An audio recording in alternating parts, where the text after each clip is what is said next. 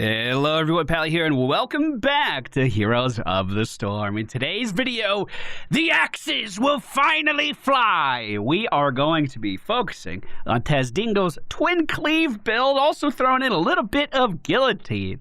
Now don't get me wrong, this is an auto attacker through and through, but if you wanted to play him as a bit more of a spellcaster where his abilities are more impactful, this is the way to do it.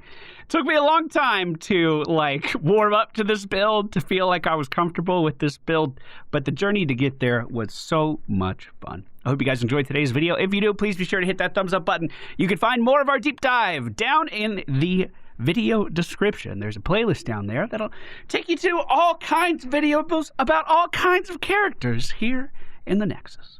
Without any further ado, let's jump into today's game. All right, ladies and gentlemen, we find ourselves on the Eternal battlefield of the Eternals. That's what it is. The friendly team today: Zul'Jin, Johanna, Vala, Diva, and Lucio. Enemy team: Chromie, Arthas, Murky. Man, fuck Valeera and Brightwing. We are going to attempt yet again to play W Dingo today. Even though we are playing a spell power build, it is very important that I go in and land my auto attacks, like I'm trying to do right now. Enemy team's Arthas can be very scary for my character. He slows down auto attacks, he slows down me. If we get ourselves in a bad position, he can capitalize on it very, very well. Valeera is coming from this way. Be careful for the Valeera flank. Fucking read her like a book. Because every Valeera plays like the biggest piece of shit I've ever seen.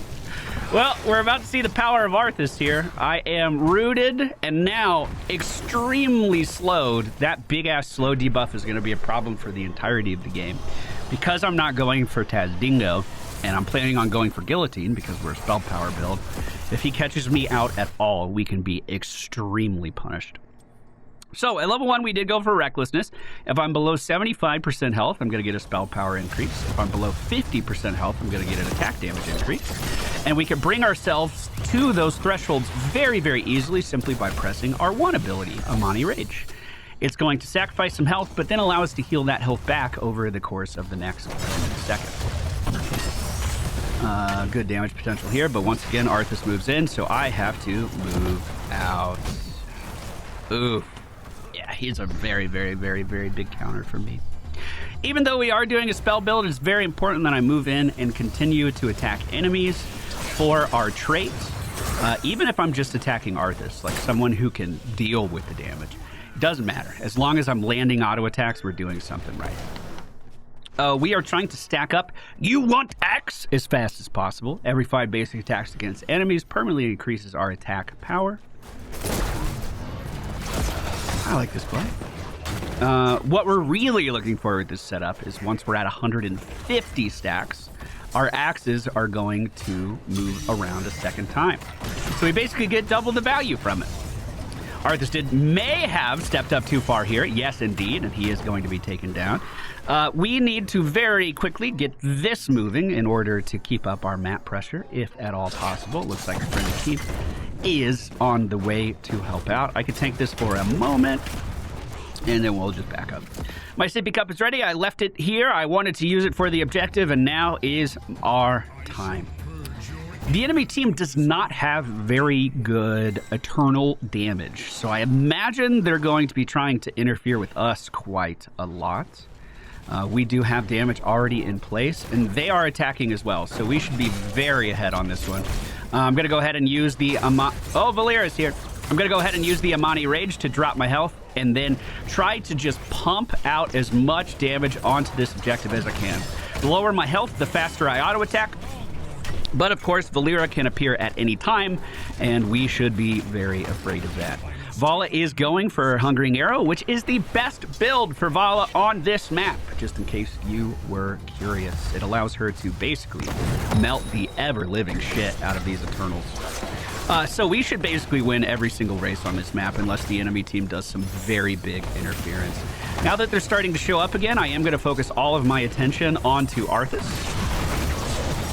Throw out those axes off to the right as well. And as... Oh, Valeera got me. As they are running away, we secure the immortal. This is going to push the top lane. Not going to do too much. It's only the first one. We shouldn't put too much of our hopes into this, but we do need to make sure we're still continuing to soak bottom as this is going. I might go down to bot. No, I need to go where the team is. I have to land auto attacks. Enemy team doesn't seem to be soaking that either, though, so it's not like we're getting behind or anything. I march for Hell's Gates. Going through the monsters today, dude. Ugh. Enemy team already looking kind of low behind this wall. Arthur's coming in with the flank. Luckily, I have my team around me. We'll try to land some more auto attacks on him as he's cruising away, but he could turn around on this corner and fuck me. And he might just do that. I'm going to start pinging for some assistance here. Hopefully Lucio is able to get back to me. Oh, perfect. Valera might be moving up. We'll land a couple auto attacks on her while we can still see her. Chromie got me in her time stop. Luckily, not too much damage was actually done. Arthur's once again focusing on me. We'll continue to focus on him. We're at 83 stacks right now and feeling good. As the Immortal moves into the tier 2 defenses, it's already doing significantly better than I thought it would. I'm going to be taken down here, though. The route into the Chromie burst is too much to survive.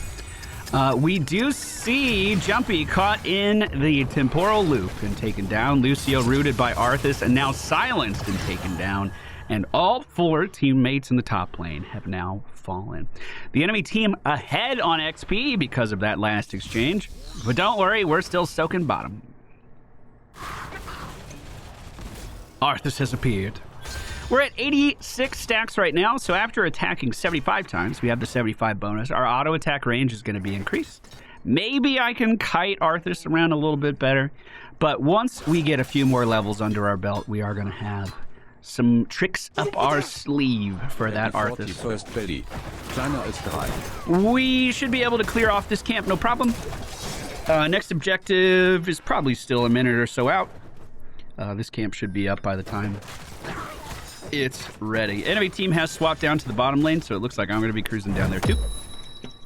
They are going to be level 10 any moment, and it's going to be interesting to see what Arthas picks here, because his ultimate can make the objective, Syndragosa can make the objective push like crazy, or he can do a more team fight focused ultimate if he doesn't think his team's going to get the objective. Either way, they just cleared us out at the bottom. We are not going to have our team alive or this camp pushing by the time the objective starts. I'll try to get it started, though. Hopefully I can get a little help from the team. Okay. Well. Well, so much for that. Arthas did go for the zombies, so his sustain in team fights is going to go up quite a lot. We are going to be very late to this objective because I want to clear this out too. We don't want this pushing. That could get the tower for free. We can't give them things for free. Make them work for it. What we can do now that we have Guillotine is press R1 to lower our health and then instantly throw out a big old guillotine. Hey! Unfortunately, Brightwing got that teleport a little wrong. Let's turn on our trait and start sacrificing some of our HP here just to pummel into Arthas even more. Chromie on the right side of the objective. As the race moves to halftime, we have a huge advantage here now that the enemy team's kind of been wiped out. I'm going to keep trait on and just auto attack like crazy into this bad boy. If Valera shows up, she might be able to kill me instantly, but let's just hope that she's not listening in and knows that. Let's just hope that she's oblivious to her strategies. Okay. Look how fast we got that objective done. That is really, really cool. Once again, XP is pretty much evened out as the objective is now moving to the bottom lane. D.Va already pushing it in with the mercenary camp that we took over. Arthas has appeared alone. My trait is on. Guillotine is ready. I just don't think I want to use it just yet. Big team fight happening above us to the right as our Lucio gets taken down. Valera moving forward here. Oh, our level 7 talent gives us stacks every time we land our W on someone. We've hit 11 heroes. Wait, what? Heroes hit damage is only 8. How does that work? Valera re-emerging in this team fight. Arthas is going to be able to slow down my auto attacks, and he is ulting right now as well. All of this is happening as the immortal was already moving, though. I'm going to sit, drop my health, and then guillotine on Brightwing. Nice. Very good damage done there. Arthas will be running out of zombies soon, so he's going to be forced back. Easy W's here onto Murky so we can get some more stacks. Arth is still way overstaying. He could turn on me in a second, though. He could turn on me in a second. I'm going to go back for mana. Objective is done. Pushed to tier 2 and roughed it up a little bit. That's what I like to see. At level 13, we are going to pick up Ensnare. I learned something fun about Ensnare last game. If you miss it, it only has a 10-second cooldown. Just throw this fucking thing out all the time. What? Who cares? Just whatever. Just send it. If it doesn't hit it, just send it again. Who fuck? Like, it doesn't matter. The enemy team is still alive and well. We see 2 of them on the map right now. We should have ample time to get this for the friendly team, though. Valera has emerged. So is Arthas. We're okay. We're okay. We're okay. My trait is on. Ensnare, drop the health, and guillotine. I guess I was a little too slow. Wait, Arthas doesn't have anything that would get him out of CC faster, right? I was a little too slow. Okay, we just gotta be a little faster. All of the piano keys definitely does add in some difficulty to this setup for sure. If Arthas is down, we should steal their camp. We're in a great position to do that as well. Enemy team's Murky was already here. Friendly team rotated up really, really well. And we took it. That's awesome. Well, we should still backtrack and get ours. Probably at the intermission, because it's 20 seconds left on it right now. Chromie trying to deal with the massive push in the bottom lane. Murky up top, dueling our diva. Oh, Valera's here. Okay. Root. Oh, God, dude. I was even trying to time it with the nuke, dude. I was trying. I was ready. I was ready. Luckily, again, 10-second cooldown. We missed. Who cares? It just comes right back. That was Vala's damage on the objective. Absolutely ridiculous. I am trying really hard to avoid that Arthas, and we do just that. Valera has emerged. She's rooted, and I drop my health. Unrevealable, but what's her HP? Show me the health. Oh, I guess I missed. That sucks. Johanna landing on her again, so we can land the W's beautifully. Brightwing taken down as well, and Chromie has nowhere to run. She's gonna sit in the stasis. Oh, I'm gonna go get this building. I'm gonna go get this building. You guys keep pushing. You guys are doing fine.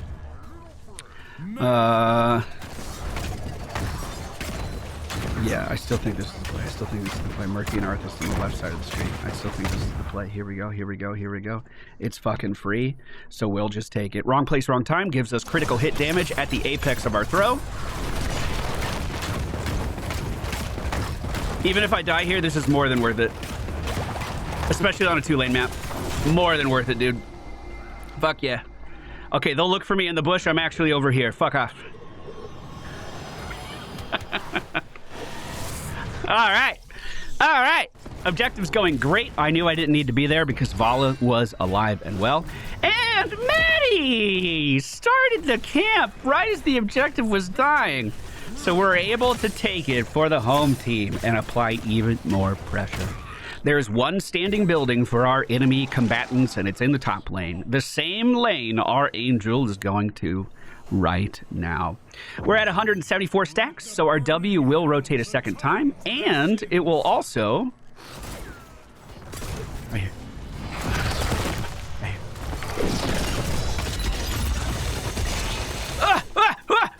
Thank you. Thank you for coming with me. I'm surprised how little damage that did to Brightwing. I dropped my health, right? Brightwing has spell armor, though. That would explain it. How dare you. Murky very low on health at the top of the screen. The Hungering Arrow finishes him off, but I am in a sea of his children right now, and Valera has just appeared behind me at the worst possible time.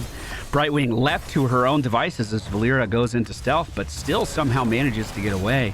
Murky, even though we watched him die mere moments ago, has re-emerged from the ground. And the team looks like they might be able to hold off at least one more objective. Their core, however, is starting to feel that damage. If Vala gets this kill onto Valeera, things are going to be looking pretty bad for him. The enemy team now has 58% on their core. Catapults are still approaching, but not hitting it just yet. Johanna moving in and taking some big damage as Lucio boops back. Chromie, and Johanna lands firm on top of her. Johanna taking a bunch of damage, is slowed down by the Arthas now. We are losing our front line. Our Lucio has fallen as well, and the enemy team is starting to push forward again. Valeera in stealth. Will she be able to catch up to Vala? Of course she can. And now Vala goes down as well. I'm on the way. I'm on the way. We can do this. We can do this. Where are they? Did any of them stay? Okay. All right, we just kind of need to chill and wait for the friendly team to come back. If I was a betting man, I would guessing they're taking their camp right here, right now. I don't know how fast we can do this. Oh, they took bottom? And that wasn't even Murky's bribe. Dang, son, we got some damage. Holy crap. You know, I really have enjoyed the deep dive on Dingo, even if this build has taken me like 25 attempts. It's not true.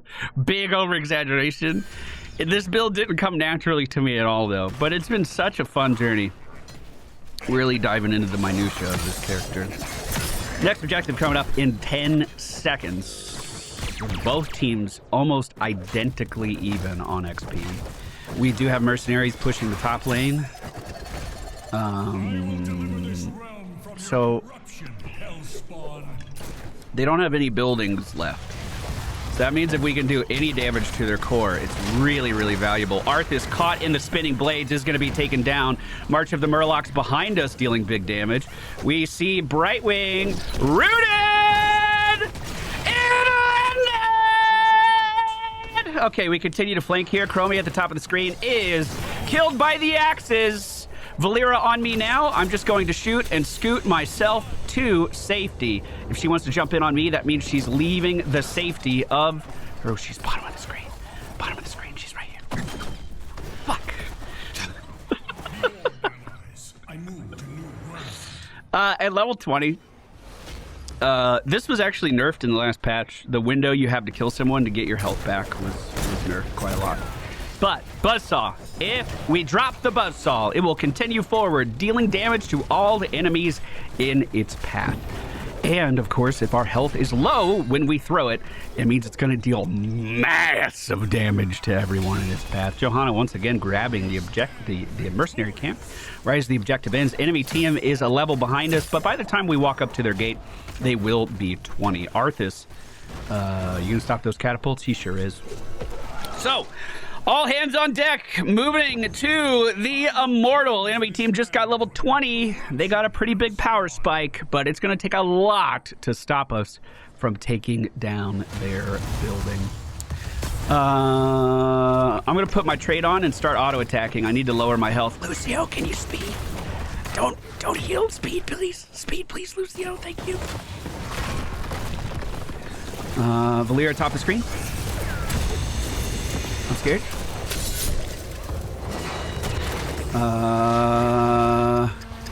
Careful, careful. March of the Murlocs. Careful. Guillotine's out.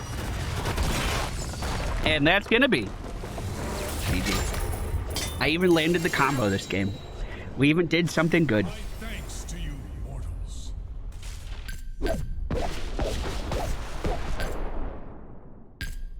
Aww. Townspeople for in today's video: Recklessness into Amani Hide, Arcanite Axes into Guillotine, Ensnare into Wrong Place, Wrong Time. And we closed off everything with Buzzsaw at level 20. It's been a long time coming, but this is officially my last stop on the Tazdingo deep dive. I hope you guys enjoyed the ride. If you have another build sitting around that you think I can try, we may open this book again. If you enjoyed the video, hit the like button. You can find more of the deep dive in the video description. That was so hard. Oh, God. This took so much effort.